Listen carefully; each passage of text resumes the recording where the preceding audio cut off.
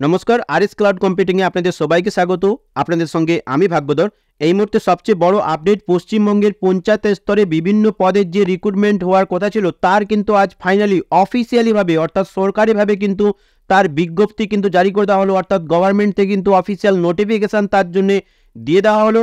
আজকের আমরা এই ভিডিওতে দেখব পঞ্চায়েতের বিভিন্ন স্তরে কতগুলো পোস্টের জন্য রিক্রুটমেন্ট হচ্ছে এবং প্রতিটা পদের জন্য শিক্ষাগত যোগ্যতা কী রাখা হয়েছে এবং তার সঙ্গে বয়সটা কত রাখা হয়েছে সেটাও কিন্তু আমরা আজকের এই ভিডিওতে দেখব এবং প্রতিটা পোস্টের জন্য স্যালারি কত রাখা হয়েছে এবং ফাইনালি কিন্তু আমরা অবশ্যই দেখব পঞ্চায়েত স্তরে যে রিক্রুটমেন্ট হচ্ছে তার এক্সামের জন্য অর্থাৎ সেই পরীক্ষার জন্য সিলেবাস কি রাখা হয়েছে, অর্থাৎ কোন কোন সিলেবাস থেকে আপনাদের কত কত নাম্বারের লিখিত পরীক্ষা হবে এবং মৌখিক অর্থাৎ ভাইবা পরীক্ষা কত নম্বরে হবে, পুরো ডিটেলসে কিন্তু আমরা আজকের এই ভিডিওতে বিস্তারিতভাবে আলোচনা করব।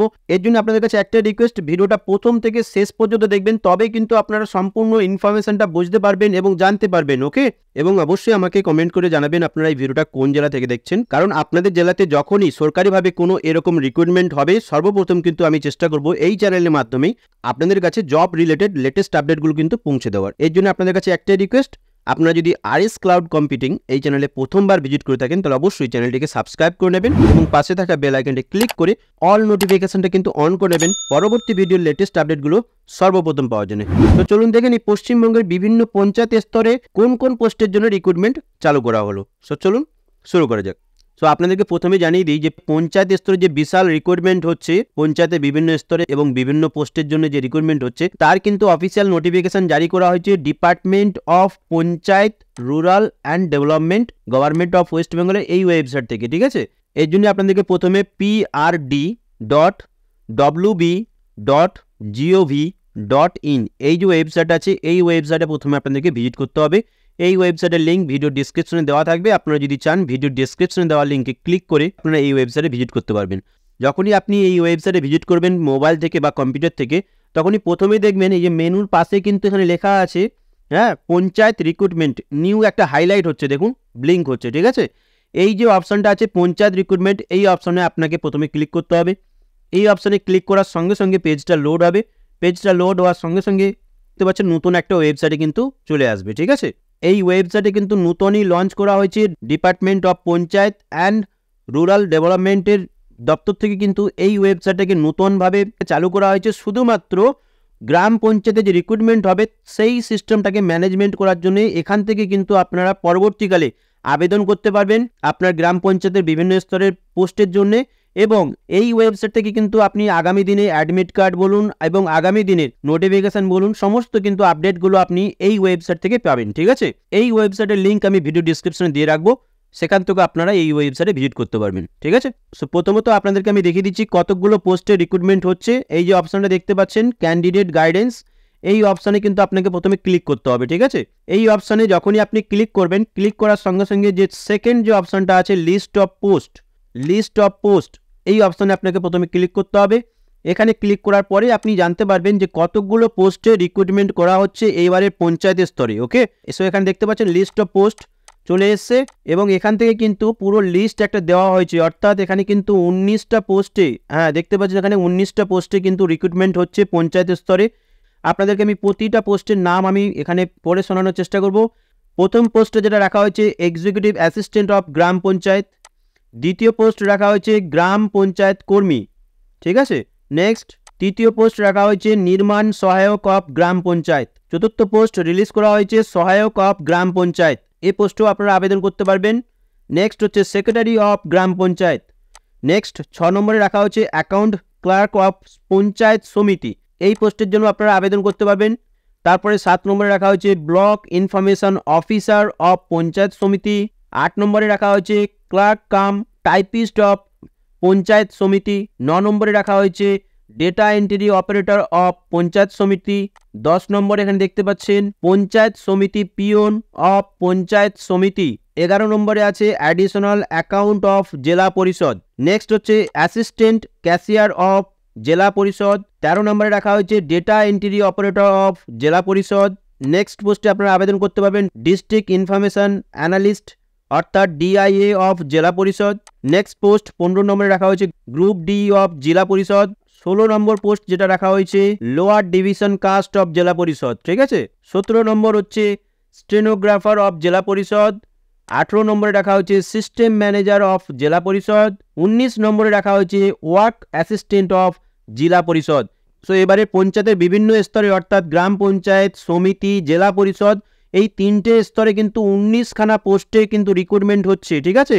19খানা পোস্টের উপরে আপনারা কিন্তু আবেদন করতে পারবেন আপনাদের যোগ্যতা অনুযায়ী। সো এখানে যে দেখতে পাচ্ছেন লিস্ট অফ পোস্ট, যে 19খানা পদে আপনারা আবেদন করতে পারবেন, কোন পদের জন্য কী যোগ্যতা চাওয়া হয়েছে, তার জন্য বয়সসীমা কী রাখা হয়েছে, স্যালারি কী রাখা হয়েছে এবং সিলেবাস কী রাখা হয়েছে আগামী দিনের পরীক্ষার জন্য, প্রতিটা ডিটেলস কিন্তু আমি আপনাদেরকে দেখাচ্ছি। প্রথমে আপনাদেরকে আমি গ্রাম পঞ্চায়েতে যে কর্মী পদে নিযুক্ত হচ্ছে বা রিক্রুটমেন্ট হচ্ছে, আবেদন করতে গেলে তার কী কী এলিজিবিলিটি ক্রাইটেরিয়া রাখা হয়েছে তার নোটিফিকেশানটা আপনাদেরকে প্রথমে ওপেন করে দেখিয়ে দিচ্ছি, ঠিক আছে। সো এখানে যখন আমি ক্লিক করব, ক্লিক করার সঙ্গে সঙ্গে দেখুন এখানে গ্রাম পঞ্চায়েত কর্মী, এমপ্লয়মেন্ট টাইপ রেগুলার, ঠিক আছে। এখানে দেখতে পাচ্ছেন একটা অ্যাটাচমেন্ট আছে, এখানে দেখুন ইয়েলো কালারের যে অ্যাটাচমেন্টটা দেখতে পাচ্ছেন, এই যে ইয়েলো কালারের যে অ্যাটাচমেন্ট, এখানে যখনই আমি ক্লিক করব গ্রাম পঞ্চায়েতের কর্মীতে যে নিযুক্তকরণ হচ্ছে তার যে এলিজিবিলিটি ক্রাইটেরিয়া তার জন্য কিন্তু সরকারিভাবে নোটিফিকেশান এখানে দিয়ে দেওয়া হয়েছে। এই নোটিফিকেশানে যখন আমি ক্লিক করব, এখানে ডাউনলোড হয়ে গেছে দেখতে পাচ্ছেন, ক্লিক করব তখনই কিন্তু অফিসিয়াল যে নোটিফিকেশানটা কিন্তু ওপেন হয়ে যাবে। ওকে, সেখানে দেখতে পাচ্ছেন অফিসিয়ালিভাবে কিন্তু নোটিফিকেশানটা ওপেন হয়ে গেছে। আমি আপনাদেরকে জুম করে এটাকে দেখানোর চেষ্টা করব। ওকে, সো এখানে দেখতে পাচ্ছেন recruitment to different post of panchayat bodies 2024-25। এবার তারপরে এখানে কিন্তু পোস্টের নামটা এখানে লেখা আছে গ্রাম পঞ্চায়েত কর্মী।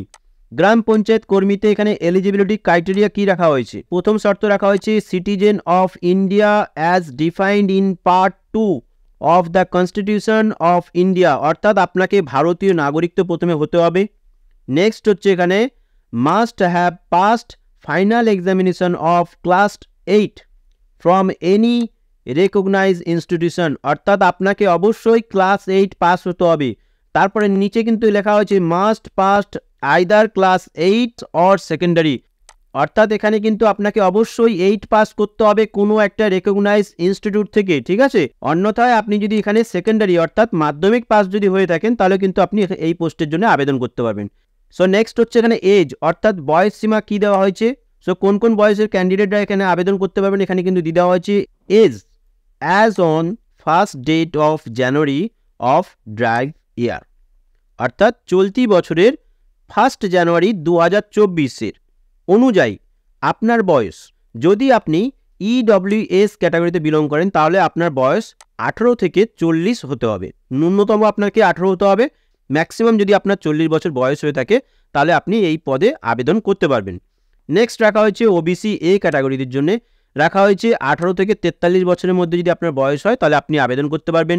OBC B তে রাখা হয়েছে 18 থেকে 43, SC অর্থাৎ শিডিউল কাস্টদের জন্য রাখা হয়েছে 18 থেকে 45 এবং শিডিউল ট্রাইব যারা আছে তাদেরও কিন্তু বয়স রাখা হয়েছে বয়স সীমা 18 থেকে 45। আর যারা জেনারেল অর্থাৎ আনরিজার্ভড ক্যাটাগরির মধ্যে যারা পড়ছেন তাদের জন্য কিন্তু রাখা হয়েছে 18 থেকে 40। তো বুঝতে পারছেন বয়স সীমাটা কিন্তু প্রতিটা ক্যাটাগরির জন্য কিন্তু আলাদাভাবে মেনশন করে দেওয়া হয়েছে, যেটা খুবই বুঝতে সুবিধা হচ্ছে এখানে প্রতিটা ব্যক্তিকে।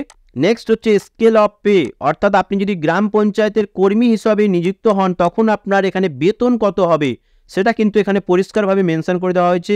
স্কেল অফ পে অর্থাৎ লেভেল 1 এর বেতন অনুযায়ী পে ₹17,000 অর্থাৎ 17,000 থেকে আপনার 43,600 পর্যন্ত আপনার বেতন হতে পারে।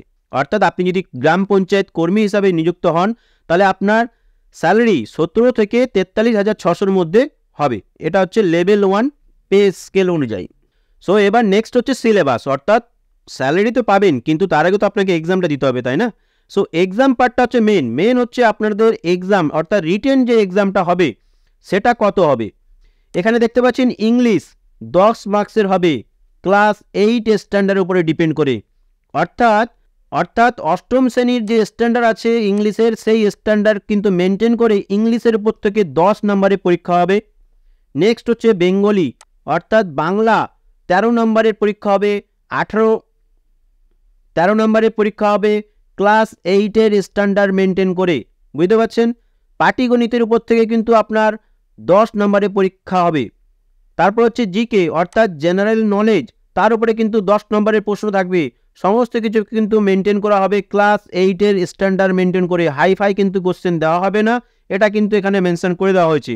ইংলিশের উপর থেকে 10 থাকবে, বাংলার উপর থেকে 13 মার্কস থাকবে, অ্যারিথমেটিক অর্থাৎ হচ্ছে আপনার অঙ্ক থেকে থাকবে আপনার 10 মার্কস, পাটিগণিত থেকে, এবং জিকে থেকে থাকবে আপনার 10 মার্কস। অর্থাৎ 43 নম্বরে কিন্তু এমসিকিউ থাকবে, মাল্টিপল চয়েস কোশ্চেন থাকবে, এমসিকিউ, ব্রড কোশ্চেন কিন্তু থাকবে না, শর্ট কোশ্চেনই কিন্তু থাকবে, ঠিক আছে। নেক্সট হচ্ছে ফাইনাল রাউন্ড, অর্থাৎ যেটা হচ্ছে ইন্টারভিউ, অর্থাৎ যেখানে ভাইবা আপনাকে নেওয়া হবে, এবং ভাইবাতে কিন্তু টোটাল মার্কস কিন্তু থাকবে 15 নম্বরের। দেখতে পাচ্ছেন এখানে টোটাল মার্কস কিন্তু ইন্টারভিউতে, অর্থাৎ আপনার মৌখিক যে পরীক্ষাটা হবে সেটা কিন্তু হবে 15 নম্বরের। সো তাহলে কিন্তু যদি দেখা যায় কিন্তু আপনার এখানে 43 নম্বর এমসিকিউ কোশ্চিন থাকছে এবং 15 নম্বরের মৌখিক পরীক্ষা থাকছে। এই হচ্ছে মোট আপনার 58 নম্বরের পরীক্ষা, ঠিক আছে। সো আশা করি আপনারা বুঝতে পারছেন যে গ্রাম পঞ্চায়েতের কর্মী হিসাবে যদি আপনি আবেদন করেন তার জন্য স্যালারি স্কেল কী রাখা হয়েছে, এলিজিবিলিটি ক্রাইটেরিয়া কী রাখা হয়েছে, আপনার এডুকেশন কোয়ালিফিকেশান কী রাখা হয়েছে, প্রতিটা ডিটেলস কিন্তু আমি এখানে ইন ডিটেলসে দেখিয়েছি, ঠিক আছে।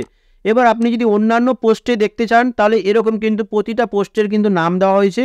প্রতিটা পোস্টের উপরে যখনই আপনি ক্লিক করবেন, ক্লিক করার সঙ্গে সঙ্গে কিন্তু তার একটা অ্যাটাচমেন্ট অর্থাৎ তার যে নোটিফিকেশান কিন্তু এখান থেকে ডাউনলোড করতে পারবেন, ঠিক আছে। যেমন আপনাদেরকে আমি আরও একটা পদে দেখিয়ে দিচ্ছি, এখানে পোস্টের রিক্রুটমেন্টের নোটিফিকেশান এখানে দেখিয়ে দিচ্ছি আপনাদেরকে কী কী এলিজিবিলিটি ক্রাইটেরিয়া রাখা হয়েছে, অর্থাৎ এখানে সহায়ক অফ গ্রাম পঞ্চায়েত, এই অপশানে যখনই ক্লিক করবেন এখানে দেখতে পাচ্ছেন অ্যাটাচমেন্ট, এখানে এই অ্যাটাচমেন্ট ফাইলটা আপনাকে আবার ডাউনলোড করতে হবে, ডাউনলোড করে কিন্তু আপনি এই সহায়ক অফ গ্রাম পঞ্চায়েতের ডিটেলসটা কিন্তু আপনি পেয়ে যাবেন। এখানে আমি ডাউনলোড অপশানে যখনই ক্লিক করব, এই অপশানটা যখনই আমি ক্লিক করবো এখানে দেখতে পাচ্ছেন পেজটা ডাউনলোড হয়ে গেছে। পেজটাকে ওপেন করলাম, ওপেন করার সঙ্গে সঙ্গে কিন্তু এখানে সহায়ক পদে যে রিক্রুটমেন্ট হচ্ছে তার এলিজিবিলিটি ক্রাইটেরিয়া কিন্তু এখানে দিয়ে দিয়েছে, ঠিক আছে। এটা আপনাদেরকে আমি দেখিয়ে দিচ্ছি যে সহায়ক পদে আবেদন করার জন্য কী কী এলিজিবিলিটি ক্রাইটেরিয়া রাখা হয়েছে, ঠিক আছে।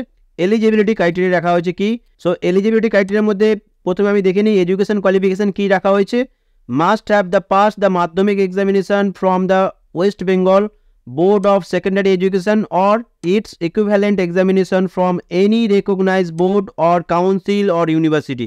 অর্থাৎ বলা হয়েছে আপনি হয় মাধ্যমিক যদি পাস আউট করে থাকেন তাহলে পশ্চিমবঙ্গ বোর্ড থেকে যদি আপনি পাস আউট হয়ে থাকেন খুবই ভালো, অন্যথায় অন্য কোনো বোর্ড থেকেও যদি আপনি ইকুইভ্যালেন্ট কোনো পরীক্ষা দিয়ে থাকেন বা কাউন্সিল বা ইউনিভার্সিটি বা কোনো রেকগনাইজ বোর্ড থেকেও যদি পরীক্ষা দিয়ে থাকেন তবুও কিন্তু সেটা গ্রাহ্য করা হবে, সেখানেও কিন্তু আপনি আবেদন করতে পারবেন, ওকে। সো এখানে দ্বিতীয় কিন্তু শর্ত আরও একটা দেওয়া হয়েছে, কি দেওয়া হয়েছে এখানে বলা হয়েছে আপনাকে, অর্থাৎ candidate having 50% marks in aggregate in the Madhyamik or its equivalent examination will be preferred. অর্থাৎ আপনাকে কিন্তু মাধ্যমিক বা সমতুল্য এক্সামিনেশনে আপনাকে মিনিমাম 50% কিন্তু আপনাকে পেতে হবে, এটা কিন্তু সেকেন্ড কন্ডিশন, শুধু মাধ্যমিক পাস করলে হবে না, আপনাকে মিনিমাম অ্যাভারেজ কিন্তু 50% কিন্তু আপনাকে থাকতে হবে। যদি 50%-এর কম থাকেন তাহলে এই পোস্টের জন্য আপনি আবেদন করতে পারবেন না, অন্যান্য আরও পোস্ট আছে সেখানে কিন্তু আপনি দেখে নেবেন যে সেই পোস্টের জন্য আপনি এলিজিবল কিনা, ঠিক আছে। নেক্সট এখানে দেখতে পাচ্ছেন এজ, অর্থাৎ বয়স সীমাটাও কিন্তু এখানে দিয়ে দেওয়া হয়েছে 1/1/2024 অনুযায়ী। ইডব্লিউএস ক্যাটাগরি 18 থেকে 40, ওবিসি এ ক্যাটাগরির 18 থেকে 43, ওবিসি বির 18 থেকে 43, এসসি অর্থাৎ শিডিউল কাস্ট যারা তাদের 18 থেকে 45 বছর, তারপরে রাখা হয়েছে শিডিউল ট্রাইব 18 থেকে 45, আনরিজার্ভ 18 থেকে 40। বয়স সীমাটাও কিন্তু প্রতিটা ক্যাটাগরিতে দেখলাম একই রাখা হয়েছে। নেক্সট হচ্ছে এখানে দেখতে পাচ্ছেন আপনার বেতন কত রাখা হয়েছে লেভেল 5 অনুযায়ী, অর্থাৎ স্কেল পে অফ লেভেল 5 অনুযায়ী আপনার বেতন রাখা হয়েছে ন্যূনতম 21,000 থেকে 54,000-এর মধ্যে আপনার স্যালারি হতে পারে, ঠিক আছে, এই পোস্টের জন্য। নেক্সট হচ্ছে সিলেবাস, অর্থাৎ লিখিত পরীক্ষা যেটা আপনার হবে এমসিকিউ টাইপের কিন্তু কোশ্চেন আসবে। এমসিকিউ টাইপের যে কোশ্চেন আসবে ইংলিশের উপর থেকে আসবে আপনার 25 মার্কসের কোশ্চেন থাকবে, বেঙ্গলের উপর থেকে থাকবে 25 মার্কস, অ্যারিথমেটিক অর্থাৎ পাটিগণিতের উপর থেকে থাকবে 25 মার্কস। নেক্সট হচ্ছে জিকের উপর থেকে থাকবে আপনার 10 মার্কস, কিন্তু জিকেটা হবে কার উপর থেকে, emphasis on rural life and rural ডেভেলপমেন্টের উপর থেকে কিন্তু জিকে থাকবে। সো জিকেটা কিন্তু আপনার শুধুমাত্র রুরাল লাইফ অ্যান্ড রুরাল ডেভেলপমেন্টের উপরে কিন্তুই আপনার বেস করে জিকে কোশ্চিন আসবে, সমস্ত কিছু জিকের পড়ার কোনো দরকার নেই, ঠিক আছে। অর্থাৎ এখানে ইংলিশ থেকে থাকছে 25, বেঙ্গলি থেকে 25, 25, 25, 50। নেক্সট হচ্ছে অ্যারিথমেটিক অর্থাৎ অঙ্ক থেকে থাকছে 25, তাহলে 75 হলো, আর জিকে থেকে থাকছে যে 10, তাহলে 85। অর্থাৎ মোট হচ্ছে এমসিকিউ কোশ্চিন থাকবে 85 মার্কসের লিখিত পরীক্ষা হবে, তার সঙ্গে হচ্ছে ইন্টারভিউতে থাকবে 15 নম্বরের। এই হচ্ছে আপনার মোট 100 নম্বরে কিন্তু এই পোস্টের জন্য পরীক্ষা হবে, ঠিক আছে। বিভিন্ন পোস্টের জন্য কিন্তু বিভিন্ন ক্রাইটেরিয়া রাখা হয়েছে, টার্মস অ্যান্ড কন্ডিশন রাখা হয়েছে, এডুকেশন কোয়ালিফিকেশন ডিফারেন্ট রাখা হয়েছে। আপনারা প্রত্যেকটা পোস্টের উপরে কিন্তু ক্লিক করে নোটিফিকেশনটাকে ডাউনলোড করে কিন্তু তার এলিজিবিলিটি ক্রাইটেরিয়াগুলো দেখতে পারবেন, ঠিক আছে। সবচেয়ে বড় হচ্ছে সিলেবাসটা কিন্তু আপনাকে মেন ফোকাসে কারণ সিলেবাস অনুযায়ী কিন্তু আপনাকে প্রিপারেশনটা নিতে হবে। কারণ আপনি যত ভালো লিখিত পরীক্ষা অর্থাৎ এমসিকিউ কোশ্চেনের উপরে যে লিখিত পরীক্ষা এবং ইন্টারভিউটা যত ভালো দেবেন তত ভালো কিন্তু আপনার রেজাল্টটা হবে, আর তবেই কিন্তু আপনি কোয়ালিফাই করবেন এই পোস্টের জন্য, ঠিক আছে। সো আশা করি আপনারা বুঝতে পেরেছেন যে কোন কোন পোস্টের জন্য কিভাবে আপনারা চেক করবেন যে তার জন্য এলিজিবিলিটি ক্রাইটেরিয়া কী কী রাখা হয়েছে। আর আপনারা যদি চান কিন্তু আপনারা মোবাইল থেকে কিন্তু যে ভিডিও ডিসক্রিপশন দেওয়া লিঙ্ক আছে লিঙ্কে ক্লিক করে কিন্তু আপনারা পুরো নোটিফিকেশানগুলো পড়তে পারেন এবং আপনার সুইটেবল মতো আপনি পোস্টে কিন্তু আবেদন করতে পারবেন, ঠিক আছে, কোনো প্রবলেম নেই।